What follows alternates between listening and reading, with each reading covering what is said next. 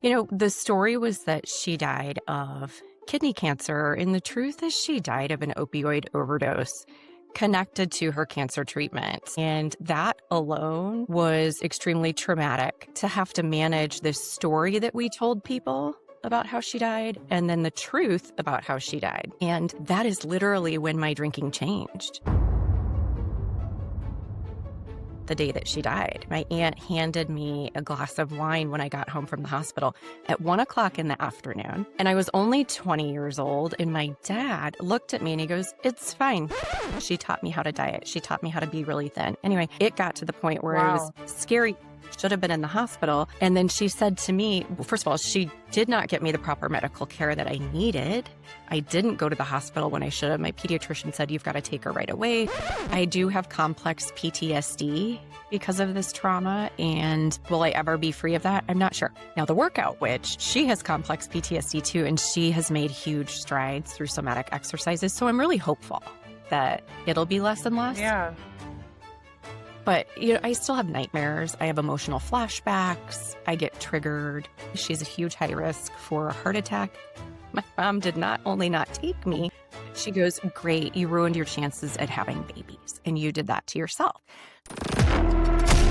This is Rock Bottom with Ryan. No sugarcoating, no filters. The pain, the chaos, the truth. No bullshit. Just recovery.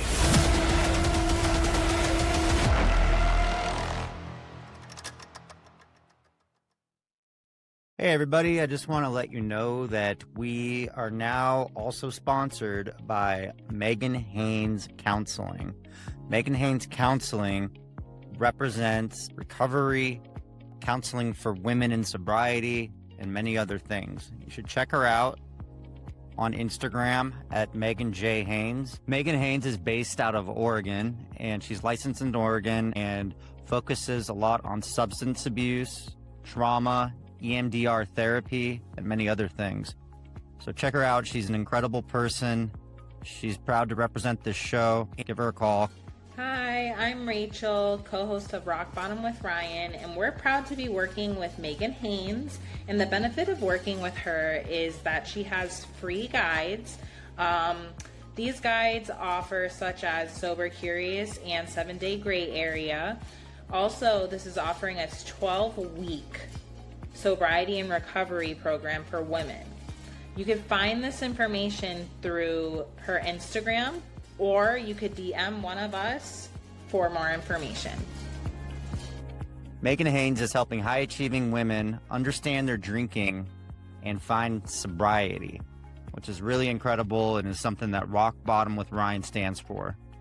So if you're a woman out there or anybody who needs to reach out, definitely check out Megan Haynes, DM her, look up her website.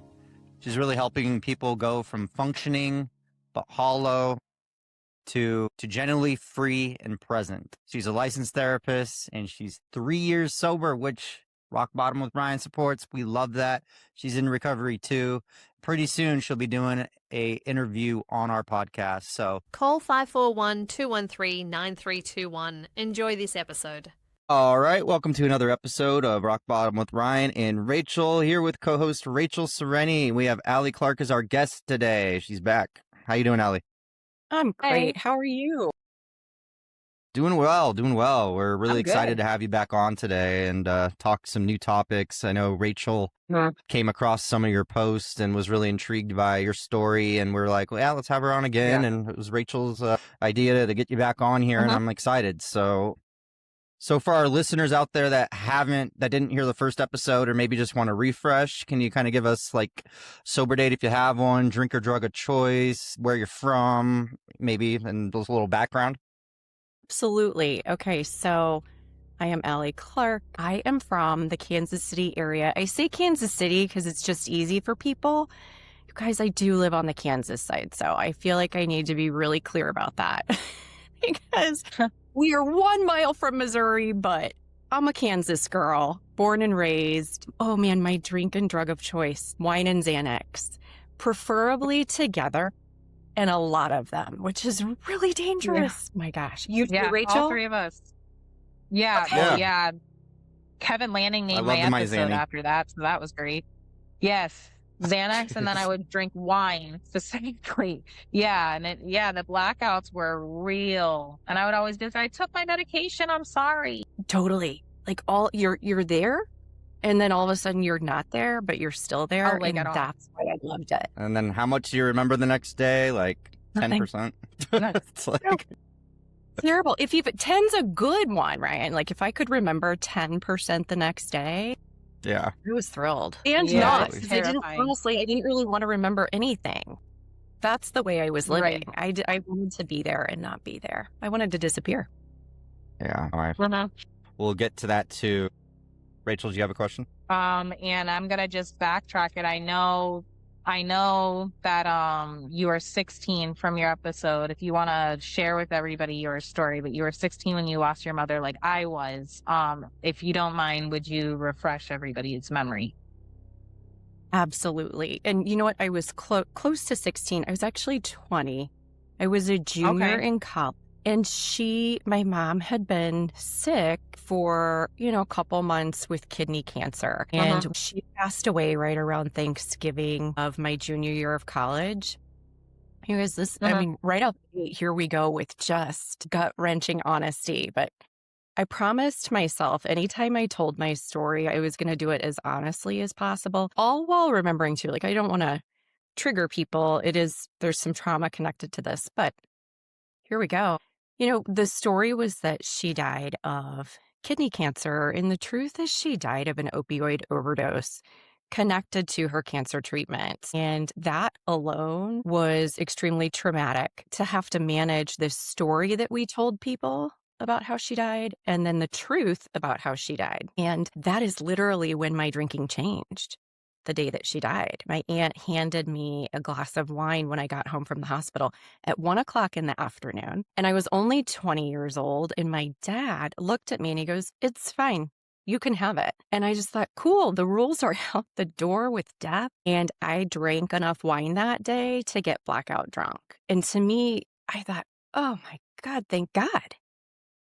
I'm going to be able to do this day. I'm going to be able to do this week. And she died the week of Thanksgiving. So we had a holiday looped in between when she died and when we actually buried her, which was horrible to say the least. And I got blackout drunk that holiday. I got blackout drunk for 16 years straight on Thanksgiving. And I think this year will be I think it's my 10th that I'll be sober and here and clear. I'm very excited about that. Yes. But when I had that drink, I felt a level of relief with alcohol that I had never felt before. Prior to that, I drank socially, right? I was in college. I was a junior. I was in a sorority. I definitely was partying and having some binge drinking on the weekends, but I didn't think any part of my drinking was abnormal. But the day that she died and the day that I took that drink, the first sip, oh, I still feel it, you guys. Yeah. It was medicine. It was pain relief. It was just enough numbing on this instantaneous grief to breathe. And it never changed for me. It never went back to something that was just playful and fun. It was wild. Yeah. Yeah. Same for me. Yep. That house party that I went to right after. Yeah, this is like very crazy. I've never talked to somebody that had it. And my mother died of, she was an addict, but she passed away of opiates. So it's a similar, that party I went to after she passed away, that first house party I went to, that type of drunk, I was so sick. It was one of the worst experiences I ever had, but I had never drank that hard in my life until after she passed away. So, yeah, I get that. Wow. And do you mind me asking just a little bit of background of like your relationship with your mom kind of growing up, like childhood? And I know there was like some issues there where the family dynamic was a little off as far as like maybe narcissism was involved, if you don't mind explaining some of that. Absolutely. And I love that you say it was a little off, Brian. I was trying to sugarcoat a little bit because I don't want to tell your story. I love it. You're so kind. You're so thoughtful. And that's just, it's not totally the truth. Is there was just actually a lot of fuckery in my family growing up. That's one of my favorite words. I did not have the language for this when I was a kid, but I did know something was really wrong in my family. But you guys, from the outside looking in, we looked adorable. We were this cute, like quintessential American family. My parents were married and college educated. They both had master's degrees, great jobs. I went to private school. We went to church on the weekend. We belonged to the country club. We always looked good, right? I was a high achiever. I was a really good girl. So I would say, generally speaking, my family from the outside looking in. But behind closed doors, it was a different story. And this is where that language comes into play, Ryan. I didn't find this out until I was actually a couple years sober, thanks to an amazing trauma therapist. But, my mother was a narcissist. And with narcissism, there's all these unspoken rules that are honestly life and death. It's like you follow or you're not going to make it. And I don't mean that to be exaggerating. It's just the truth. So as a child, I was very compliant. I was people pleasing. I was doing anything and everything I could to just stay out of her way and not get in trouble. And here's the thing with narcissism is they move the goalposts. So even if you think you're doing the right thing and you're going to be okay, they change things up on you and you screw up anyway, so I'm a recovering perfectionist because I was always just trying to get things right to not get in trouble and get her wrath. So we had a really complicated and complex relationship. This would go on behind closed doors. And honestly, you guys, it's psychological and mental warfare in narcissistic relationships. Yeah. But then in front of other people, a smile on my face, I looked happy, I seemed happy. We seemed like a nice mother-daughter duo. Everything was good. It was all part of what I had to do to survive. So here she dies, right? And it's very complicated. I'm immediately met with, not only are we not telling the full story of what happened, but I can't tell the full story of who this woman was to me.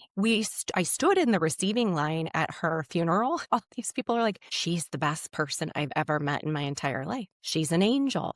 She's up in heaven with her wings. And I'm like, whoa. And I really felt in that line, that receiving line at the funeral, which took 4 hours, by the way. She was 48 when she died, so huge funeral. All these people came in. It's a holiday. People had time. Oh my gosh, you guys. I felt like I had to swallow so much truth that week. And I felt so much shame because I didn't have the same experience. And I thought, what the hell is wrong with me? Something's wrong with me. I don't know what it is. I've been stuck in this place my whole life. And even though here she is dying, I'm still stuck and I'm going to be stuck here for a long time. This is really my life. It was awful. So, wine. Yeah. So That's I what I was gonna assume it say. had yeah. What were you going to say, Rachel? No, that's what I was going to say. I would like, this is kind of jumping to the future in your life, but I wonder, and we'll get there, if this plays into anything when you became a mother, like how that was Oh my with God. you. Yeah. So that's really interesting to ask because my drinking definitely shape shifted when she died. And then it shape shifted again when I had my first son. He was born in 2008. I was 27 years old and I gave birth to him in the same hospital that she died. And I had really perfected this story and tucking everything away. And I was moving forward on this path. She passed away of kidney cancer, brief and valiant fight. She was a wonderful, amazing human being. The end. And then I have this baby, this beautiful, perfect baby in this hospital where she died. And I have this somatic reckoning the day she dies. Twofold. One, I'm in the hospital where she died. And as much as I'm trying to act like nothing happened there, my body remembers and it's freaking out. And then the next part of the freak out, which I just recently pieced together. This is the coolest part of recovery. Like things come back to you when you're ready, when you've got the stability. She told me I would never have kids.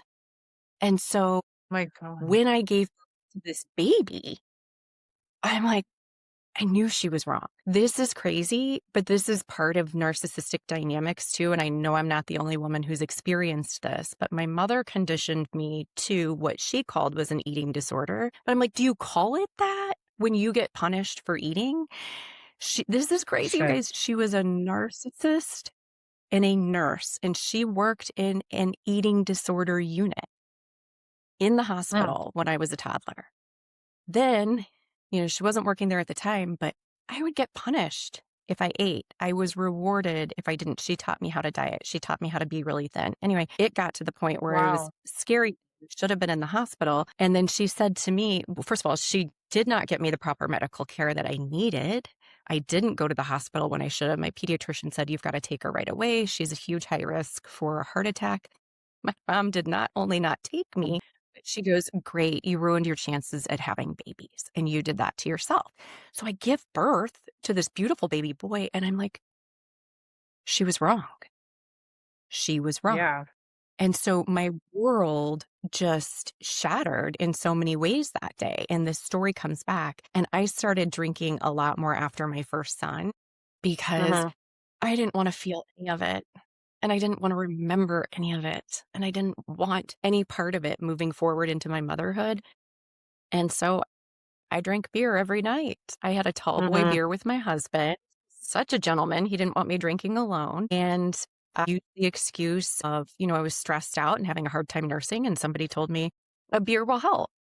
It helps you produce milk and it helps with letdown, which is such a lie. But I was like, say no more. So I would drink a tall boy every That's night. true. And it was enough to tamper down the horrific somatic body experiences I was having, which was panic, high anxiety, rapid heart rate all the time, freaking the F out in my body. And the alcohol brought it all back down. And over time, I kind of found my way as a mom and found a way to shove it all down. But guess what? I had 2 more kids. So each time with each birth, same thing happened. And it was with my middle child, who's a girl, that really so much of the way she mothered me was triggered.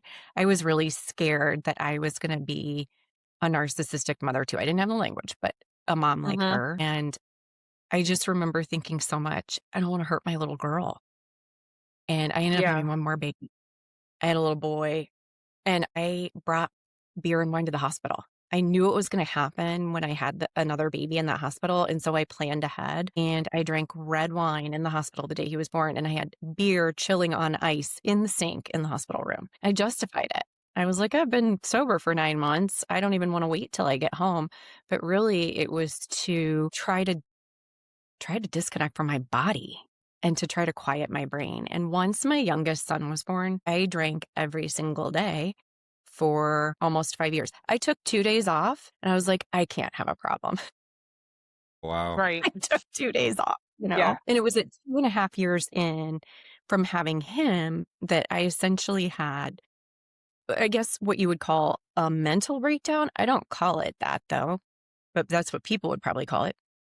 What I call it is me coming out of functional freeze, the wine not keeping me in functional freeze. I was in fight or flight and had this mobilized energy and didn't know what to do with it. And my husband's like, you need help. I'm like, I need help. And that's when I got the prescription for Xanax from a doctor, right?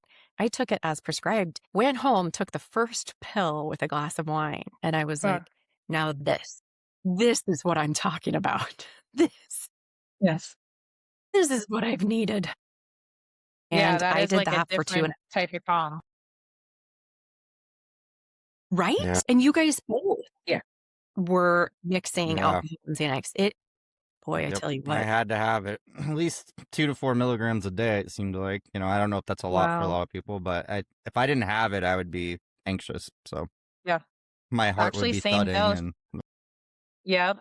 Same yeah. dose for me. I was taking on a minimum up to 4 milligrams a day, minimum, maybe sometimes 3. And I know I would sneak them when I was drunk, which is even more terrifying because when you're drunk, you could accidentally overdose. Exactly. Yeah. Yeah. And you're really just sedating yourself. You're not really relaxing. That's what it does to your GABA receptors. So it's horrible. Yeah, I understand all of this. And I'm a mother. So yeah, I went to drinking right away. Yeah. And It's mommy crazy. wine culture is so big that I could use motherhood as a reason or justification to drink, and nobody batted an eye. It was perfect. Yeah. That wasn't really why I was drinking, though. I was drinking to manage the trauma of my childhood. Right. Exactly. And did growing up with like narcissistic parents, how much did that affect your self-esteem, and like what emotions were you taught that were acceptable and what weren't? Those kind of Yeah. things. I feel like, I mean, I just felt worthless. I felt like like complete and total shit most of my childhood. There was nothing I could do that would ever be good enough for my mother. And she also worked through my father to, chip away at my self-confidence. So I didn't have much. I would say I did get some confidence just because I was a high achiever. So, I could get the grade, I could get the leadership position, I could do things like that kind of kept my head above water. Real true confidence? No, not really. And then I don't know. I feel like I was just full of self-hate, full of it. And that's what I was conditioned to believe about myself, and what I was conditioned to think is I'm just not good enough, and I never will be. And when you would bring home those good grades and achieve things, like how would your parents or mother respond to you? Like an example. There might be a tiny bit of praise, but it was just more of an expectation. It was, this is what we expect. You did it. And if it was less than expected, then I heard about it. I will never forget the time that I got a B+ on my report card, and she had my dad do it. And my dad said, "What's with the B?" And I'm like, and I went to Catholic school, you guys. The grading scale's harder. 94 to 100 is an A. So that's barely room for mistakes. Yeah. Oh, it was terrible. Terrible. And I'm going to just give some full circle moment here. So now as a mother, I have 3 teenagers who just wrapped up finals. All 3 of them had finals. And 2 of my 3 did not do so hot on a few of their finals. And I could care. It just shows me that they were either unprepared for the test. Maybe the teacher didn't prepare them for the test. Maybe they just quit and they were done for the year. And it's 1 grade and everything moves on. It's not a big deal. And their GPA stayed fine, nothing. What I was like, wow, I wish I had that. Yeah. As a kiddo. That's cool that you were able to like channel into something different when you were raising your kids, and not carry it on, when people change the family structure, for different generations, usually they're considered the black sheep because they did something different with their parenting or how they acted in adulthood. So it's cool that you did it differently. So exactly. It's got to be rewarding, since you didn't get that kind of treatment. So, and also though, it's really hard because 1, I have to have the nervous system capacity to manage the jealousy that comes up. I get really jealous of my kids because they have something different than I had, and especially with my daughter. And I have to hold space and make time to feel those feelings and make sure they don't fall to her. Like, that's my stuff from my childhood.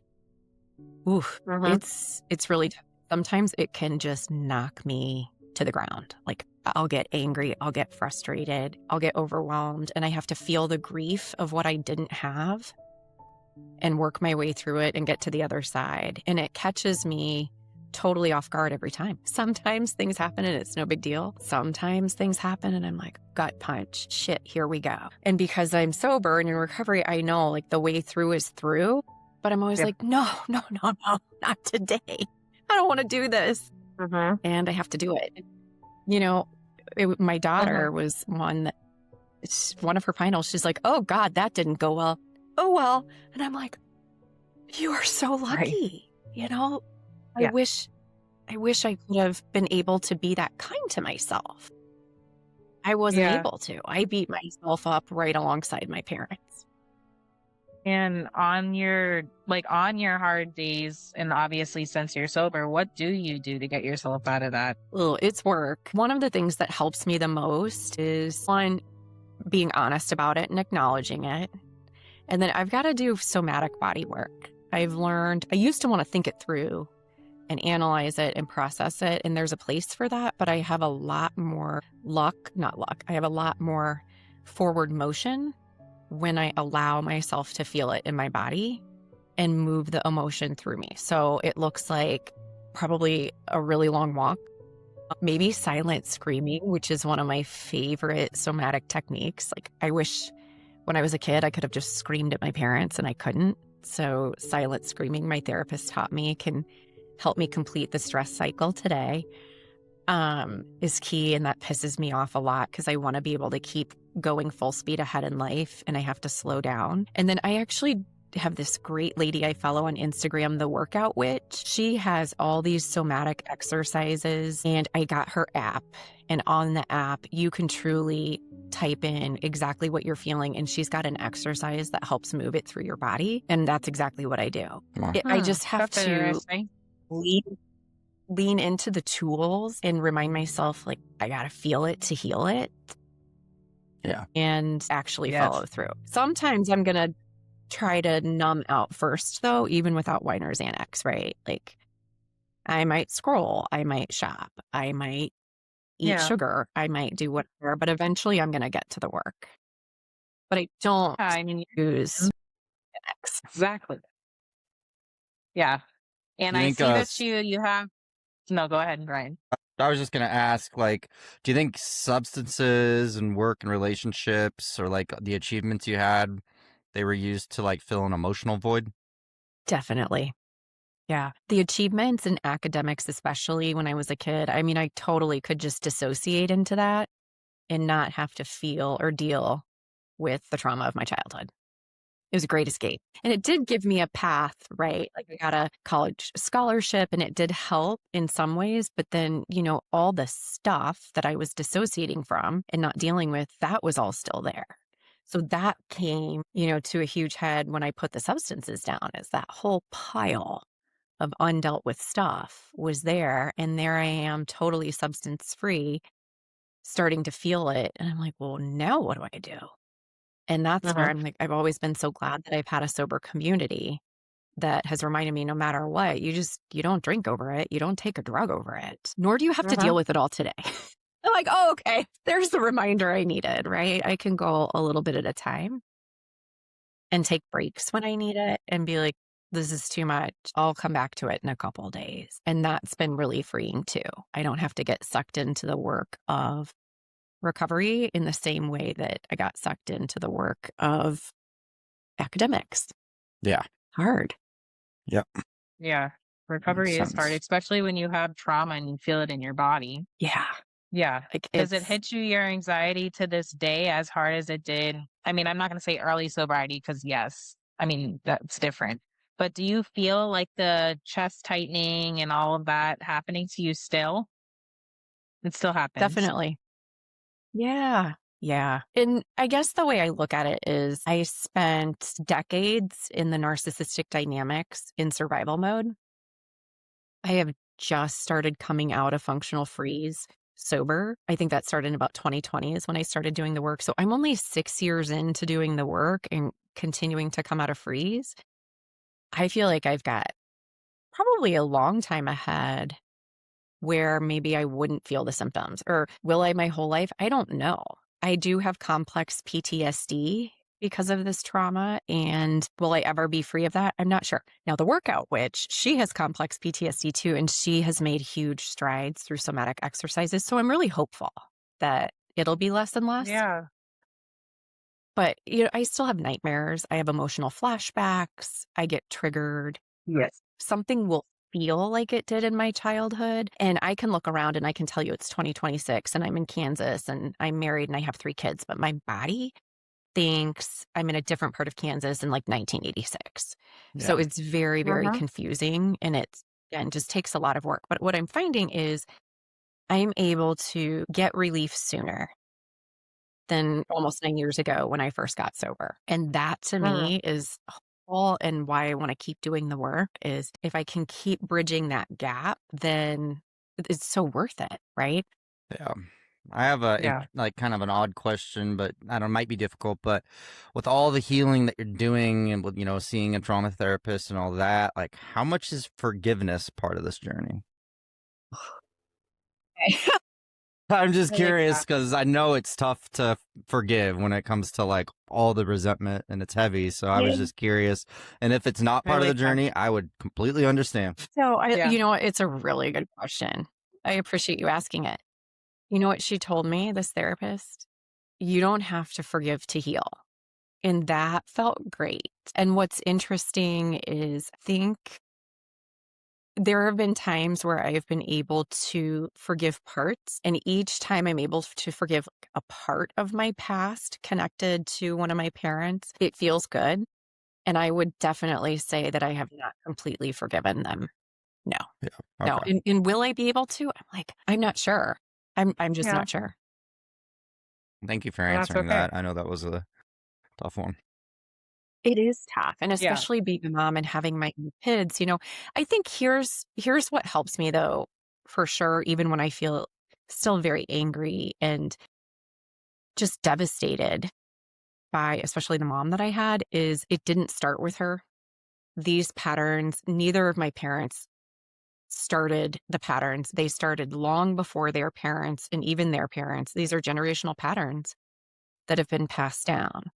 What they did was continue to, they mixed theirs together and then passed them down to us. And I can know from my own place of just how hard it is to break the cycle and do things different for your own kids. So I can have compassion and empathy, and I am getting better at understanding maybe how they stayed stuck versus getting out. And the more I learn about the nervous system, the more I learn, like, you only have so much choice when you're in fight or flight mode. And knowing they didn't have full access to their brain helps a bit. But I'm like, why the fuck didn't you try harder? Come on, right? That that's kind of it in a nutshell. Because I look at my own kids and I'd move mountains for them. I would do Yeah. anything. And I'd be stuck in the same cycle for a while. So it's complicated and layered. Yeah, I mean, that seems very layered, just like being in recovery as well, but also recovering from the trauma. So do you know like what role recovery played in helping you understand your family better and like how you grew up? Did those kind of combine when you were healing? Definitely. If I had not gotten sober, there's just, in my opinion, there's no way I would have the clarity and understanding around my family that I have today, for a couple reasons. One, I need to be here and clear to make sense of what happened. And not just for a day or two. I mean, I need decades of clarity to make sense of it. I'm close to 1 decade, by the way. My sober anniversary is June 23rd of 2017. So I'm coming up on 9 years, and I hope to Wow. have decades ahead. But Awesome. beyond just the actual capacity to get into my brain, being in a sober community and having other people who are telling the truth, sharing their story, and then also giving you insight into your own story, it was reflected back to me that I may have PTSD by another person in recovery. And I'm like, oh, I don't know. And he gave me the name of the therapist, and that completely changed the trajectory of my life, Yeah. the recovery included. And I don't know where I would be without sobriety. So to me, it's the foundation of everything that I do. And then, that next layer of work is the nervous system work, which is what I started doing with this trauma therapist. And once I Yeah. had more capacity in my nervous system, then we could do the grief work and talk about what really happened in my family. And to talk about what really happened in my family, I would need to be able to grieve it. And somehow she was able to magically, help me access grief without setting off my internal alarm system and metabolize what happened and be able to get to the other side. And, it's a bit at a time, but no way under the sun would I have the capacity to do this work without sobriety. I mean, it is. I always tell people, if you want to work Yeah. on narcissism, I would love to help you. My number one prerequisite is you got to be sober, or the Yeah. work is just not going to go as far and as deep as you really want it to. Yeah. Prerequisite's such a good word to use. Yeah.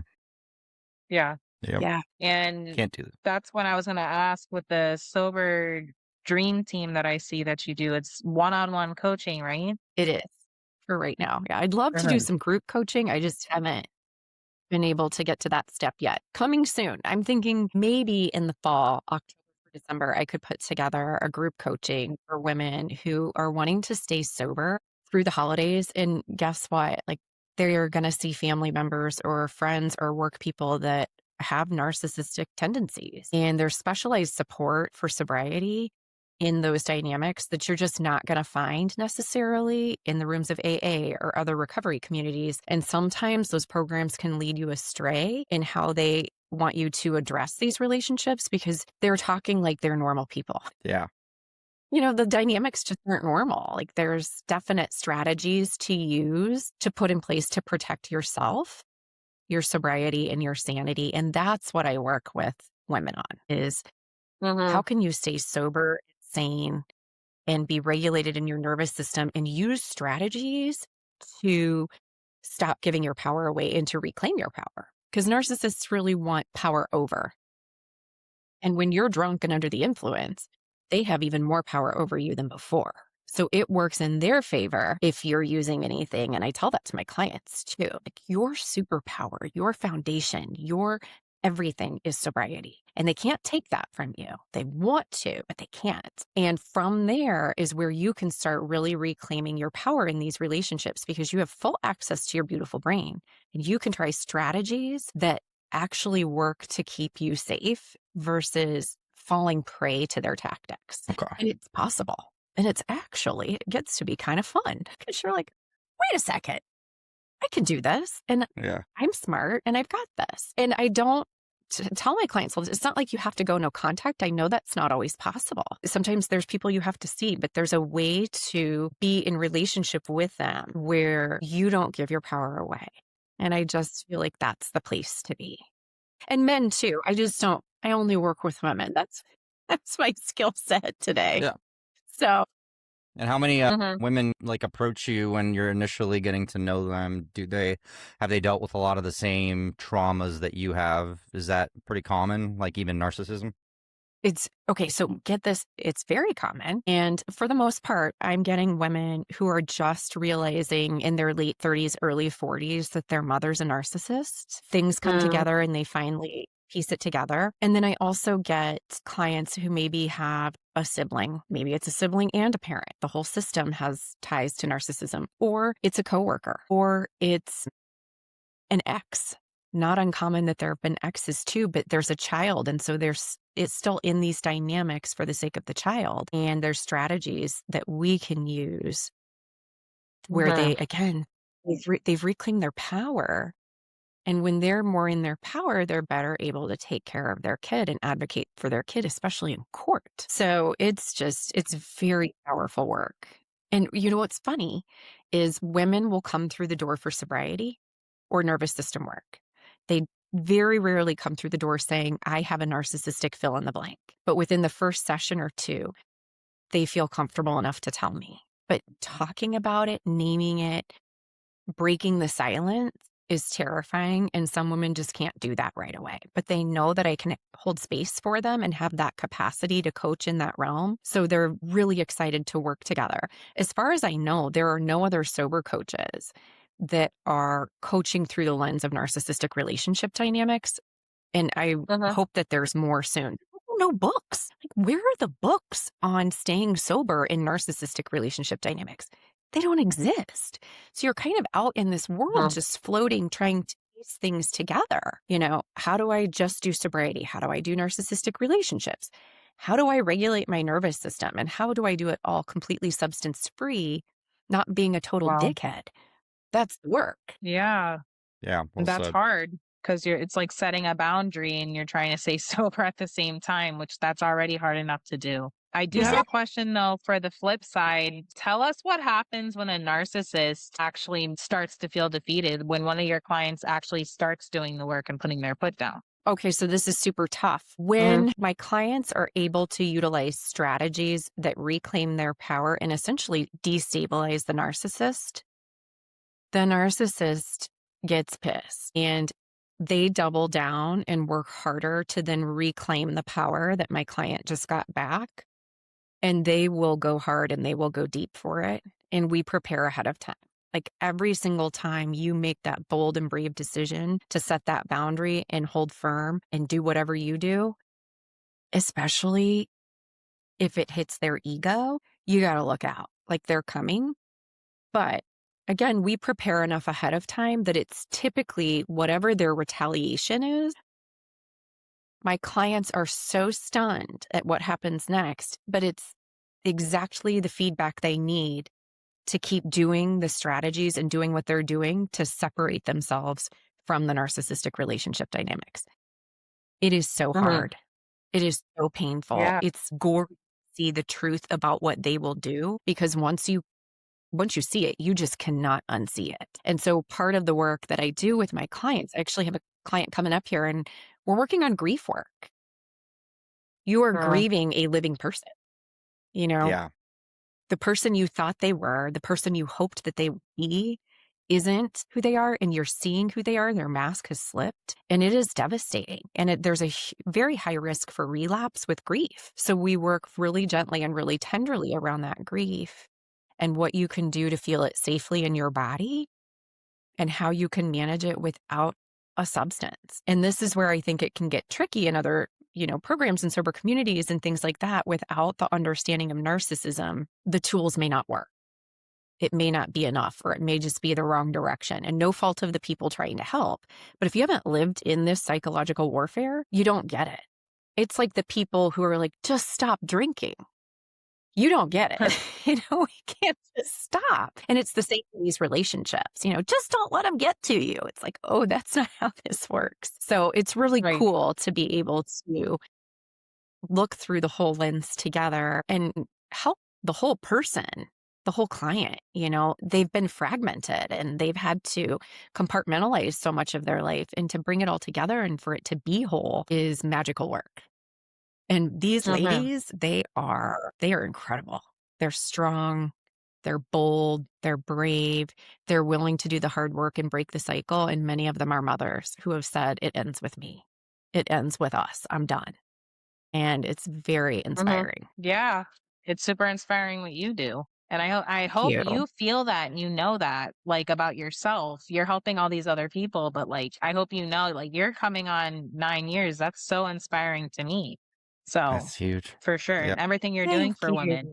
Thank you. Doing it sober and working through traumas and doing that as a parent. And it's just so much work you're doing. Yeah. And then spreading it to others. It's amazing. And that's why it's the sober As a dream team, woman, and it's yeah. so much screams positivity. Oh, thank you. As a woman, as a woman and a mother and somebody who went through trauma and grief, it's actually super inspiring that you do like all that stuff for your nervous system. Because I know what you mean by like, my body could feel like I'm back like in serious situations. Like I have a lot of issues too, and I have CPTSD too. So that's so fun. Get it. But yeah, dealing with it sober, it's traumatic still. It's traumatic for sure to relive all of it. But you got to face it. You got to face it. I mean, so it's exactly everything you just said.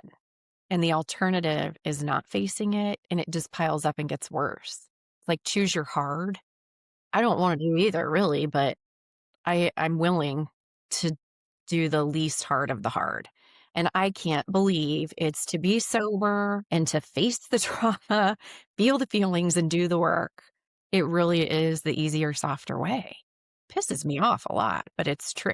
Yeah, definitely. And if you could speak to your younger self, what would you say? One, I would say you are whole and complete just as you are. You're worthy of love and belonging simply by being born.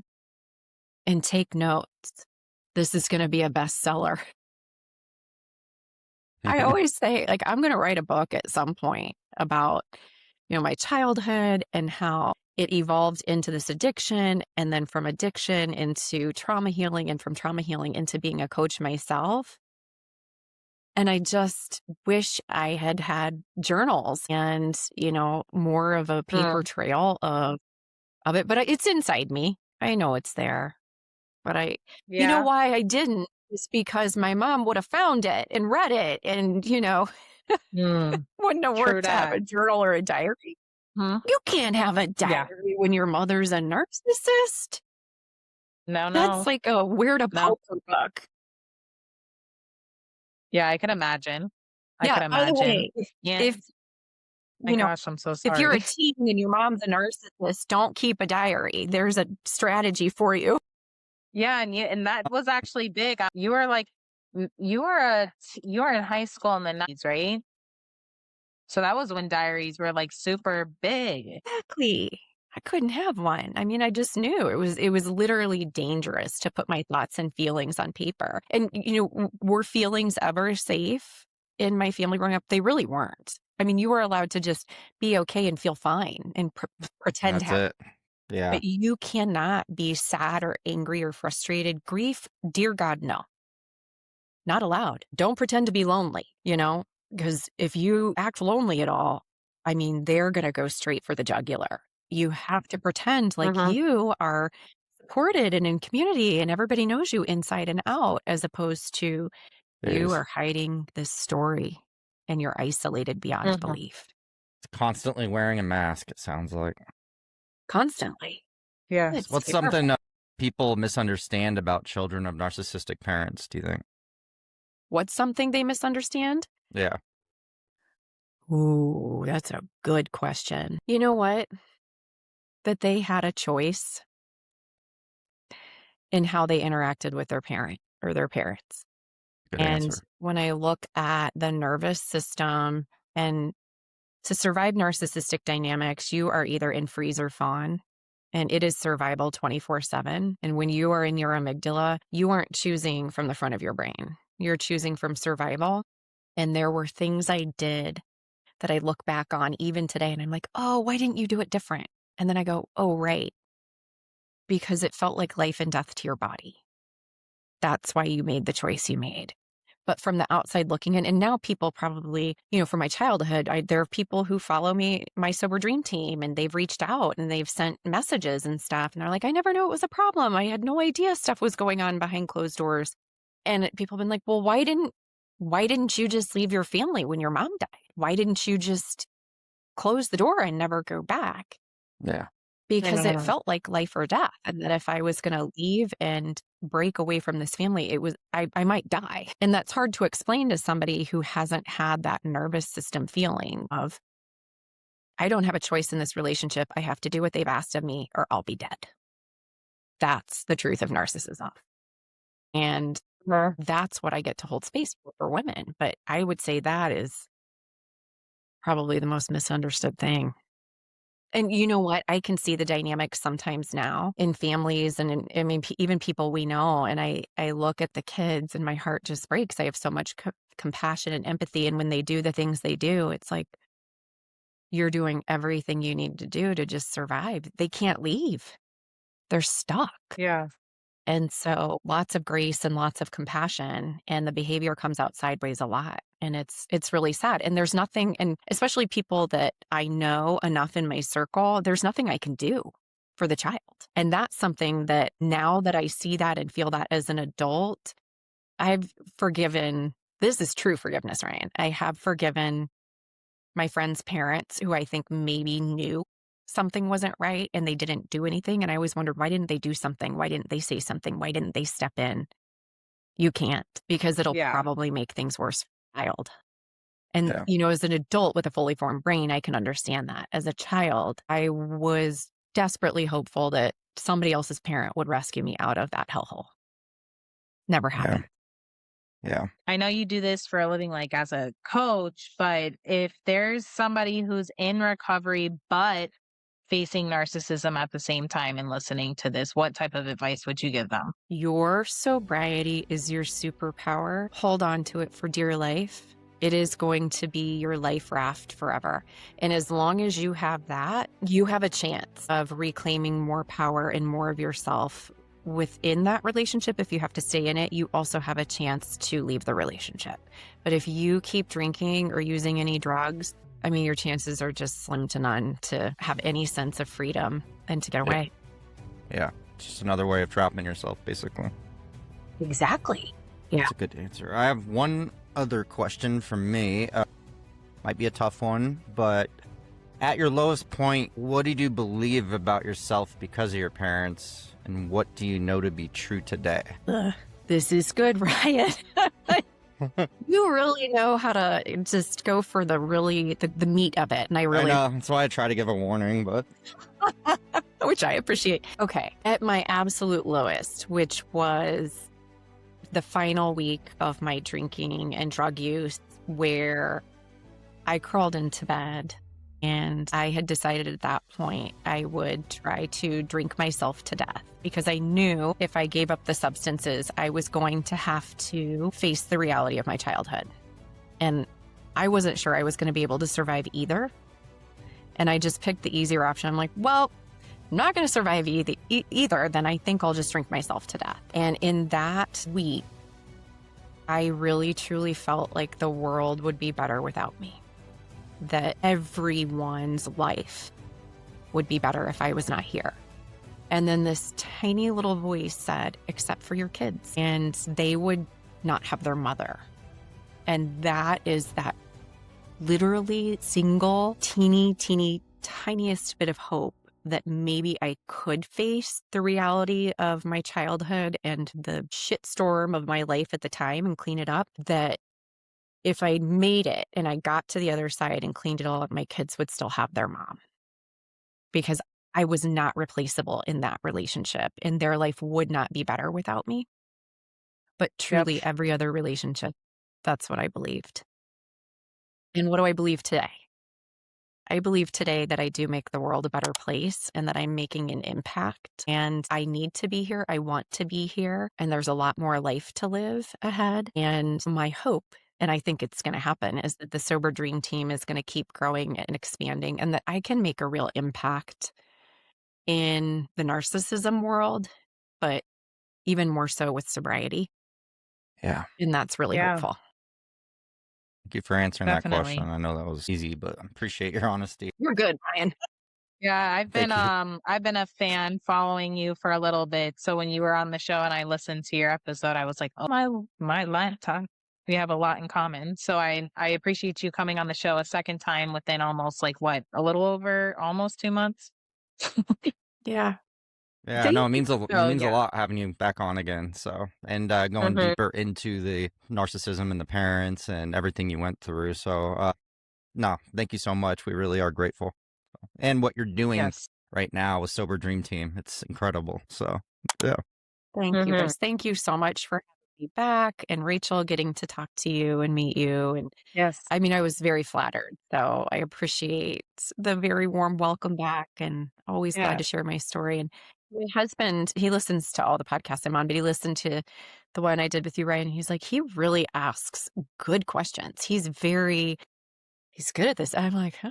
I will be sure to Thank you. That means a lot. No, I love that. Thank you so much. Yeah, he does. You know, it's such a nice podcast, and it's really, you set it up so that it's actually very safe to have these really tough questions asked and tell the truth and just share. And I think that's the gift that we can give others in sobriety. The more we can share our story, the better. It does help people. And then when we can even elevate it outside of a recovery room, like through this, is so impactful. So you guys are both Yeah. doing amazing. Thank you. That means a Let lot me to hear. thank you we so really much. Appreciate it. That's the third podcast in a week and a half that has said this in a row.